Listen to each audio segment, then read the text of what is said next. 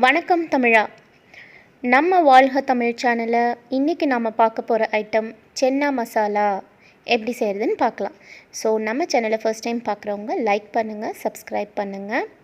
Okay, இப்போ நம்ம பார்க்கலாமா எப்படி செய்கிறதுன்னு. ஃபர்ஸ்ட் சென்னா ஒரு 200 கிராம் நான் நைட்டே ஊற வச்சுருக்கேன். ஸோ இது நைட் ஃபுல்லாக ஊறிட்டால் நம்ம காலையில் செஞ்சுக்கலாம். இந்த பேஸ்ட் ஜிஞ்சர் கார்லிக்கு முந்திரி 5 போட்டுட்டு ஒரு 2 ஏலக்காய் இதெல்லாம் போட்டு நல்லா அரைச்சி வச்சுக்கோங்க. 3 வெங்காயம், 2 தக்காளி சின்ன சின்னதாக கட் பண்ணிக்கோங்க. தேவையான அளவு பிங்க் சால்ட்டு, மஞ்சத்தூள், மிளகாத்தூள், தனியா பவுடர், அப்புறம் பட்டை லவங்க ஈக்குவல் ரேஷியோவில் எடுத்து தனித்தனியாக வறுத்துட்டு நான் அரைச்சி வச்சுருக்கேன். இந்த மாதிரி இதுவும் எல்லா தூளுமே நம்ம வீட்டில் செஞ்சதே தான். எல்லாமே நம்ம மிக்சியில் அரைச்சி வச்சுருக்கிறது. ஸோ இதெல்லாம் ரெடி பண்ணிவிட்டு நம்ம இப்போ குக்கர் ஆன் பண்ணிடலாம்.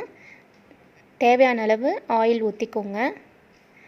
சின்ன சின்னதாக நறுக்குன வெங்காயம் ஒரு 3 வெங்காயம் போட்டுக்கோங்க.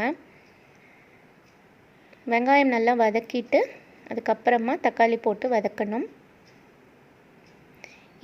இப்போ நான் சொல்கிற இந்த ரெசிபி சென்னா மட்டும் இல்லை, நீங்கள் பட்டாணி போட்டு வெறும் பட்டாணி மட்டும் போட்டு செய்யலாம், இல்லைனா பன்னீர் போட்டு செய்யலாம், இல்லைனா காலிஃப்ளவர், மஷ்ரூமு, அப்படி இல்லைனா 3 வெஜிடபிள்ஸ் பீன்ஸு, கேரட்டு, பொட்டேட்டோலாம் போட்டு செய்யலாம்.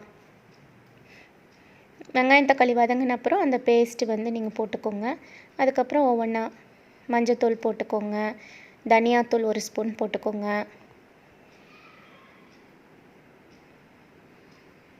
தனியா டேஸ்ட்டு பிடிக்காதவங்க 1 ஸ்பூன் போட்டால் போதும், இல்லைனா 2 ஸ்பூன் போட்டுக்கலாம்.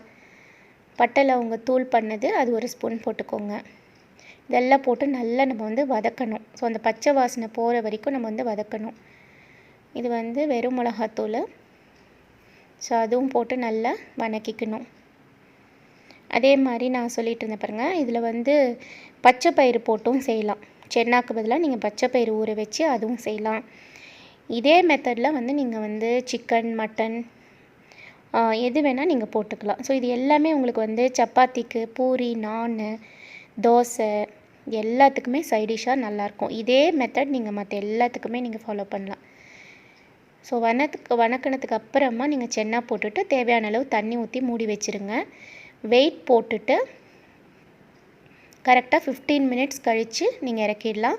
சிம்மில் வச்சுக்கோங்க, அப்போ தான் சென்னா வேகும்.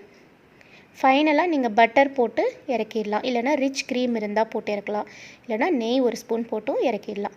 இந்த மாதிரி கிரேவி மாதிரி வந்திருக்கு பாருங்கள், அவ்வளோதான். ஸோ சென்னா ரெடி ஆயிடுச்சு. இந்த வீடியோ உங்களுக்கு பிடிச்சிருந்தால் லைக் பண்ணுங்கள், சப்ஸ்கிரைப் பண்ணுங்கள். வாழ்க தமிழ்.